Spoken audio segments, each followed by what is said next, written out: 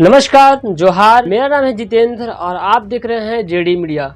चलिए जानते हैं झारखंड की 25 बड़ी खबरों को। तो वही पहली बड़ी खबर निकल के आ रही है, झारखंड के विश्वविद्यालयों में कॉलेजों में नहीं करें घंटी आधारित शिक्षकों की नियुक्ति।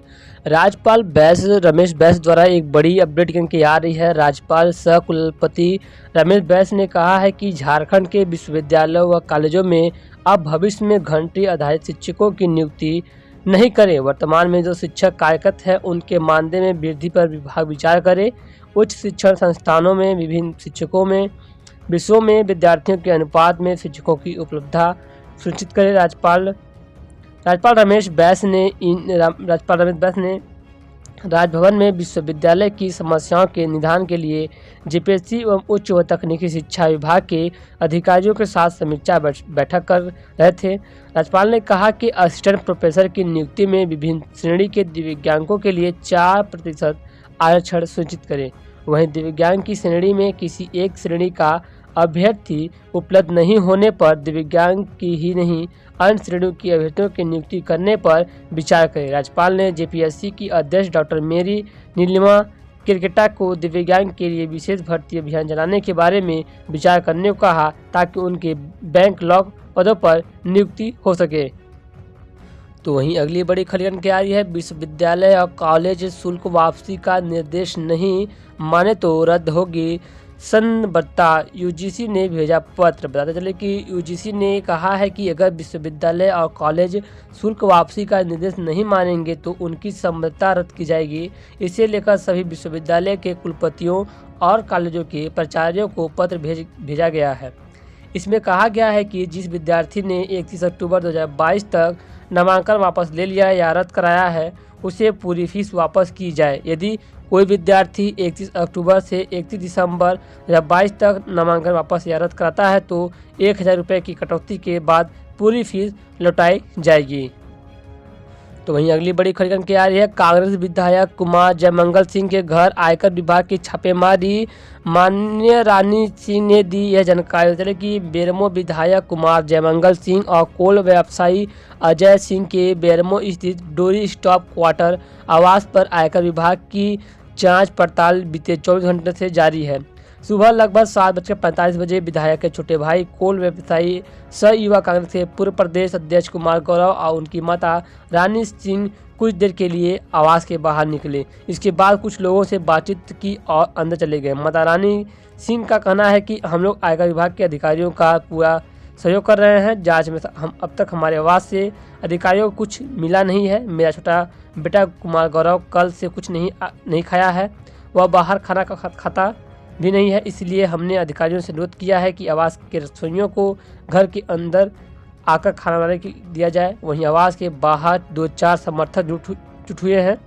विधि व्यवस्था बनाए रखने के लिए बेरमो थाना के पदाधिकारियों व जवान तैनात हैं।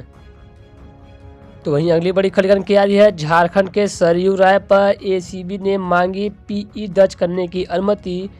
क्या है पूरा मामला, बताते हैं कि एसीबी ने सरकार से पूर्व मंत्री और वर्तमान विधायक सरयू राय के खिलाफ भ्रष्टाचार के आरोप में पीई दर्ज कर जांच की अनुमति मांगी थी। इसके लिए मंत्रिमंडल निगरानी विभाग को पत्र लिखा है।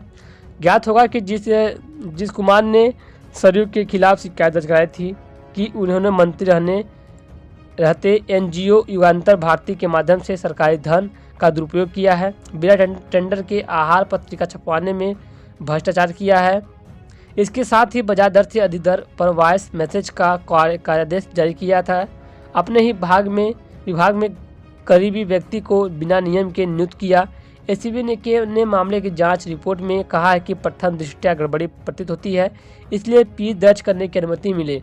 आरोप था कि युगांतर भारती झारखंड में निबंधित थी नहीं, लेकिन उसे पेयजल एवं स्वच्छता विभाग ने सभी जिलों में पानी की जांच के नाम पर करोड़ों की अग्रिम राशि दी थी। तो वहीं अगली बड़ी खबर क्या आ रही है, जेवीएनएल ने 60 करोड़ चुकाए फिर भी 28 करोड़ बाकी, बिजली कटौती जारी। आपको बताते हैं कि झारखंड बिजली वितरण निगम लिमिटेड जेवीएनएल पर पीक आवर में अधिकृत बिजली खरीदने को लेकर लगी रोक अब भी जारी है। हालांकि जेवीएनएल ने बकाया कुल 88 करोड़ रुपए में से 60 करोड़ रुपए का भुगतान कर दिया है, यानी 28 करोड़ अब भी बकाया है। इस कारण पीक आवर में अतिरिक्त बिजली खरीद पर रोक जारी है। नतीजतन रोजाना पीक आवर शाम 5 बजे से 10 बजे तक है। राज्य के सभी हिस्सों में लोड शेडिंग की जा रही है। गौरतलब है कि करंट बिल के भुगतान 45 दिनों की देरी होने पर केंद्र सरकार इलेक्ट्रिसिटी रूल्स 2022 के तहत अतिरिक्त बिजली खरीद पर रोक लगा देती है। यह रूल्स जून 2022 से लागू है। इसकी अध्ययन स्थिति केंद्र सरकार के प्राप्ति पोर्टल पर दी जाती है। इधर विभागीय स्तर पर बताया गया है कि नवंबर में सेंट्रल पूल की 28 करोड़ रुपए बकाये का भुगतान कर दिया जाएगा। तो वहीं अगली बड़ी खबर है, कांडा टोली फ्लाईओवर का काम जनवरी तक 25% नहीं हुआ तो पूरा तो होगी कार्रवाई। संवेदन को नोटिस जारी कर दिया गया है। आपको बताते चले कि रांची स्थित कांडा टोली फ्लाईओवर के निर्माण की सुस्त रफ्तार पर मुख्यमंत्री हेमंत सोरेन द्वारा नाराजगी जताई जाने के बाद संवेदक company Dinesh Chandra Agrawal and associate को नोटिस जारी की गई है। राज्य सरकार ने कंपनी को तय समय में काम पूरा करने का निर्देश दिया है। कहा है कि वर्तमान में कार्य की प्रगति आशा के रूप में नहीं है। जनवरी 2023 तक फ्लाईओवर निर्माण का काम 25% पूरा नहीं होने पर कार्रवाई की जाएगी। निर्माण कार्य बंद होने के 2.5 वर्ष बाद कंटाटोली फ्लाईओवर का निर्माण फिर से शुरू किया गया है। अप्रैल 2022 में बड़े अंतराल के बाद अधूरे बड़े फ्लाईओवर को पूरा करने का कार्य शुरू किया गया है। काम पूरा करने की अवधि 2 वर्ष यानी अप्रैल 2024 तक तय की गई है। कंपनी को ससमय फ्लाईओवर निर्माण करने के लिए जनवरी 2023 तक 25% कार्य करने का लक्ष्य दिया गया है।